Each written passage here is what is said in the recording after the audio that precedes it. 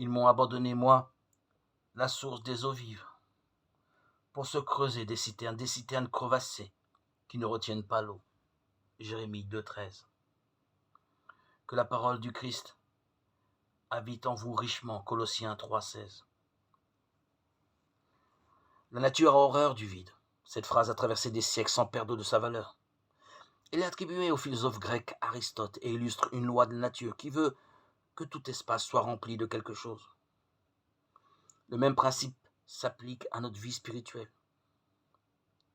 Dans l'évangile selon Matthieu 12, 43-45, Jésus parle d'une maison autrefois occupée par un démon, puis débarrassée de son occupant.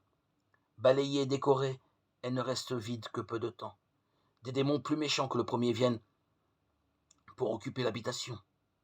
Chrétiens, cette image nous montre que si notre cœur n'est pas occupé du bien, tourné vers le Seigneur, il le sera d'autre chose.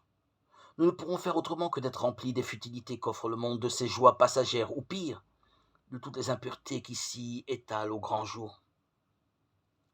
Si nous voulons être préservés du mal, de la corruption ambiante, nous devons penser à Christ, à ce qui est en haut, Colossiens 3,2, à tout ce qui est vrai, honorable, juste, pur, aimable, Philippiens 4,8.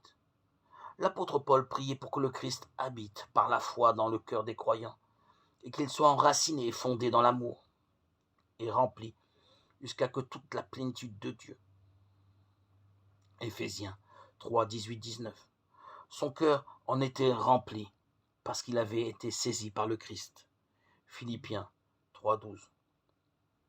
Donnons toujours plus de place dans nos vies au Seigneur Jésus qui a dit « Si quelqu'un m'aime, il gardera ma parole et mon Père l'aimera. » Nous viendrons à lui et nous ferons notre demeure chez lui. Jean 14, verset 23.